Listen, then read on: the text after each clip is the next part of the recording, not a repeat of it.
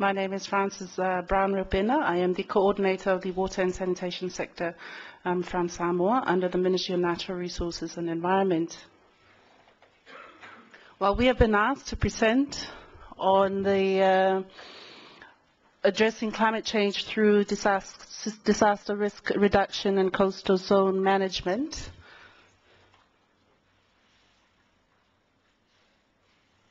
And unfortunately, the presentation was have been presented by Ms. Nomiasimi of the Ministry of Finance.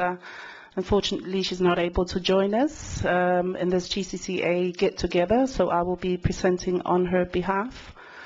And I also thought it would be a good opportunity to just provide some brief background on the water and sanitation sector in Samoa, insofar as GCCA is concerned.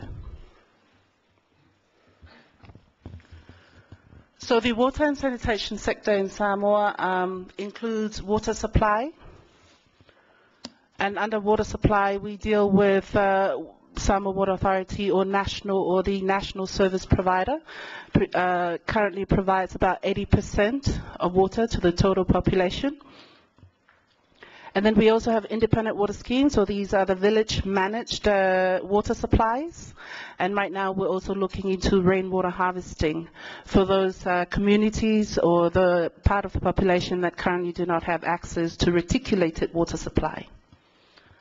And then under the sector, we also deal with water resource management issues or integrated water resource management, and this is where we deal with hydrology issues. We talked a lot about data collection. So this data collection is very important for addressing climate change issues within the sector. And then we're also dealing with watershed rehabilitation and licensing or regulation of water use in the country. Under drinking water quality, we also have been able to develop drinking water quality standards, and we have been using this to regulate the quality of the water as provided by the national service provider, as well as bottling water companies in the country. And then sanitation. Sanitation has pretty much evolved as a big issue or priority in the sector. And under sanitation, we deal with national policy issues. We deal with building issues, infrastructures, insofar as septic tank standards are concerned. And then the national hygiene with the Ministry of Health, wastewater treatment plant. We have one wastewater treatment plant in the country, and this serves only those commercial properties. And then the sludge treatment facilities, of which there are only 2 in the country. And then flood mitigation. So that is why we are here. The GCCA support has been integrated into the sector framework, and that has been targeting flood mitigation, focusing especially on the urban area, so the urban drainage network. And then we also deal with sector governance, and this is looking at the sector policy framework, very much into the programmatic approach, institutional issues, and coordination issues.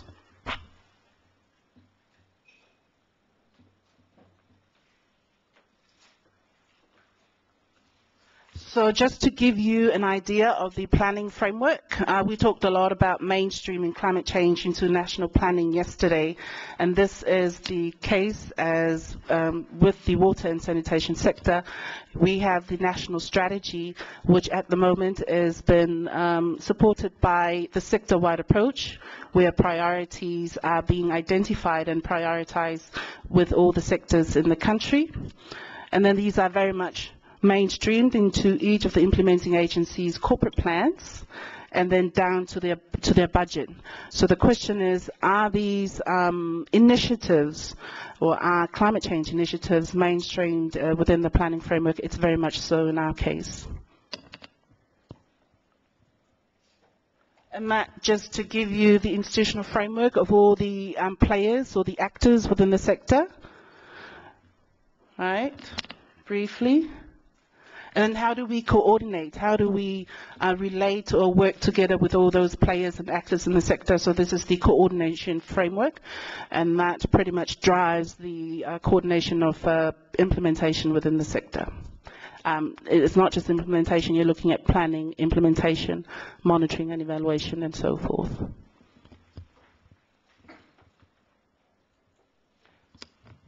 And then on our way here, we were fortunate to meet with some of our colleagues and have been made aware of also the GCCA in the Pacific through USB and the SBC, regional GCCA initiatives. And we are very much fortunate to be able to work together with our counterparts in this regard. And we foresee that there'll be more interaction or more coordination between us when we go back home. So a regional mechanism in sharing lessons learned and so forth was something we're very much looking forward to. And then down to the main part of my presentation, which is what we were required to present on. Looking at the overview of the GCCA insofar as disaster risk reduction is concerned and coastal management. Looking also at key issues from the background documents that have been circulated to yourselves. And then what would be the complementary issues from global experience. And then just briefly on what we'll be discussing later on in our group work.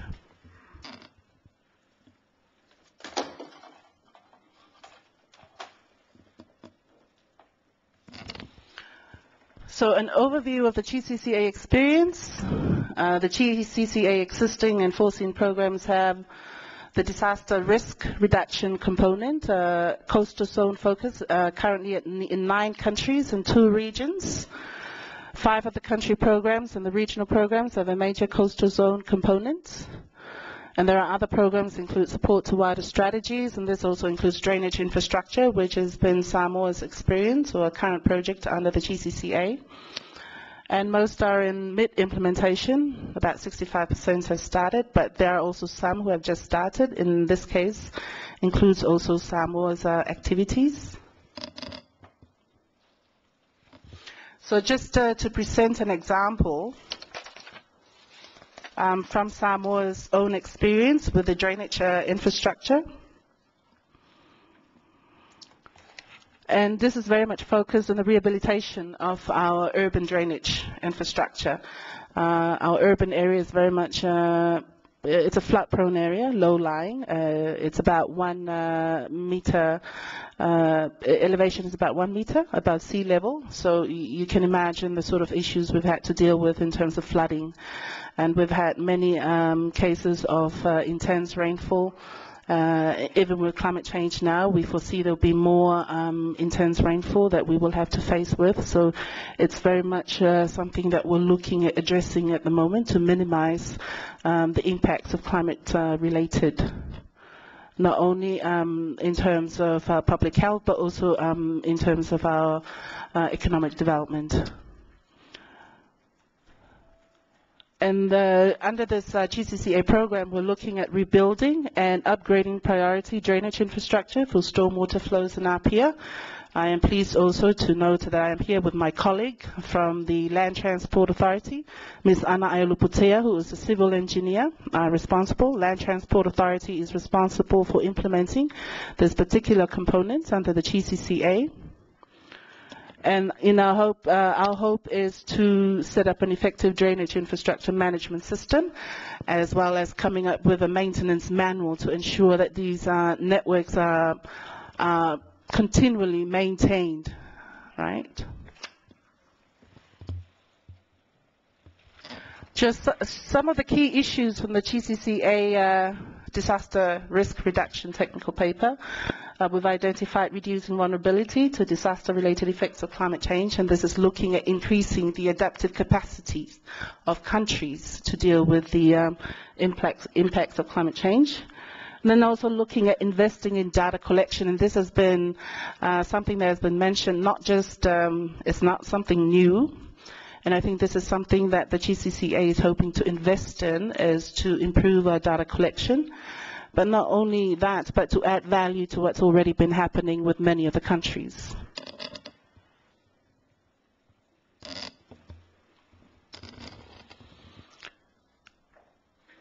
Other key issues include looking at strengthening institutions for disaster risk reduction and coastal zone management. Again, it is very important that we strengthen institutional capacity to be able to implement these programs, GCCA programs. And in the case of Samoa, we now have a climate resilience coordination unit under our Ministry of Finance, and this is part of our attempts to try and better coordinate climate financing that's coming within the country. And so what we do is that the Ministry of Finance works closely with the Ministry of Natural Resources and Environment, where the climate change national expertise lies, in trying and making sure that these are very well mainstreamed within our national policies and are implemented in a coordinated and targeted manner. And then, of course, involving local communities. This is something that you are all familiar with. I think in our own respective countries that we have come to realize the importance of engaging with communities. And you will also have noted that community engagement is not something that you can achieve at once. It's an ongoing process, and once you are able to engage with your communities, there's always also that onus to try and maintain and sustain the engagement of the communities to make sure that the sustainability of projects, not only during the lifespan of projects, but this is after projects. So it's very much a challenge, and I think it will be something that we will be forever be addressing.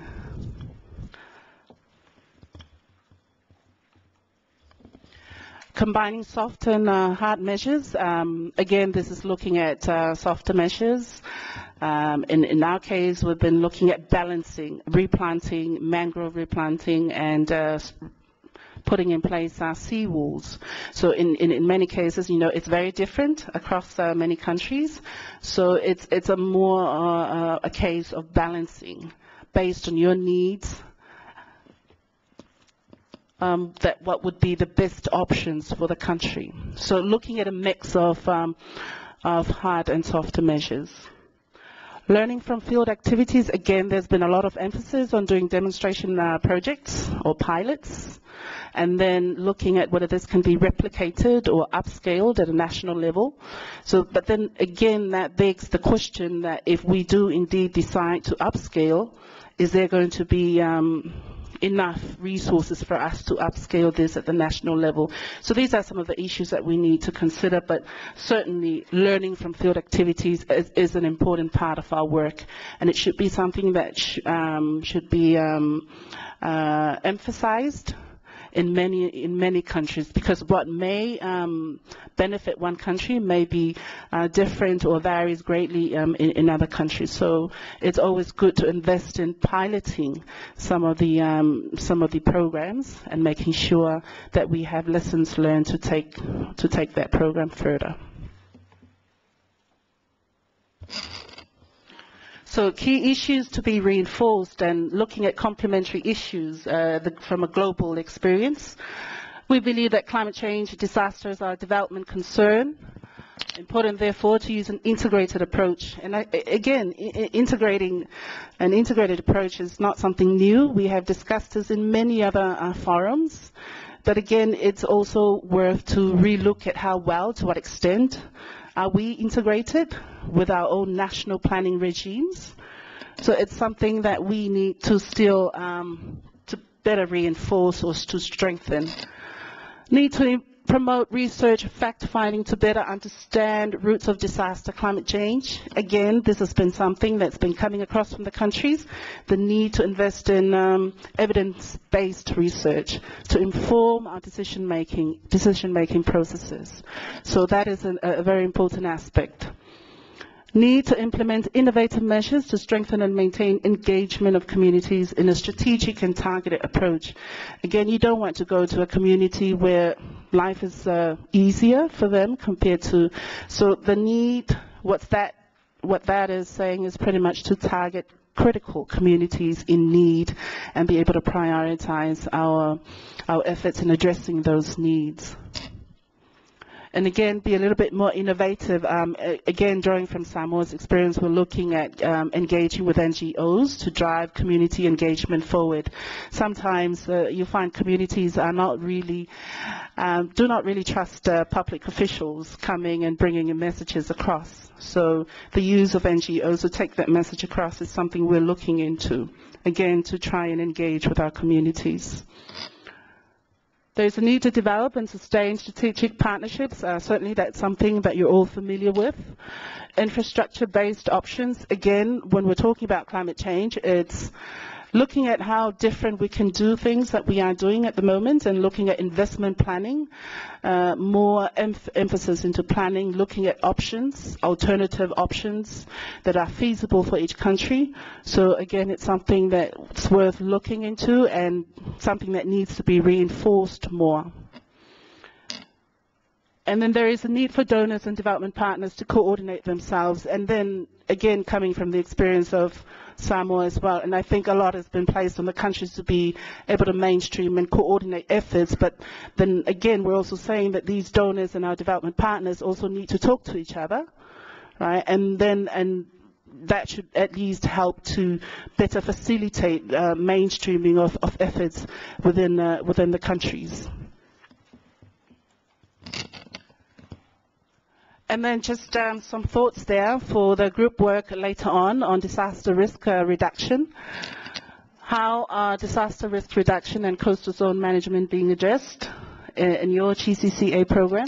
And then just some of the questions there to start your thinking before we come into the part on the group work session later on today's program. Are these sufficiently mainstreamed into your national priorities, financing, monitoring and environmental monitoring and evaluation framework? Is it promoting integrated water resource management, integrated coastal zone management? Does it support pilot demonstration projects? Does it support applied research, evidence-based? Does it support infrastructure-based or ecosystem-based structures? And is it promoting community engagement, and how are we managing to sustain the engagement of communities? Are we promoting public-private partnerships in our GCCA program? Certainly in our case, we are using our contractors to try in our efforts to improve drainage through rehabilitation programs. And is GCCA supporting long-term institutional strengthening and capacity building? And this is looking at the institutional setup of each of the countries and whether there's a need to strengthen that, looking also at maybe there's a need to have sound legal and policy frameworks in place. And so those are some of the questions that you need to start thinking about for our disaster risk reduction group work later on in this part of the program. But from me, that's it for this part of the morning session. Thank you very much for your attention.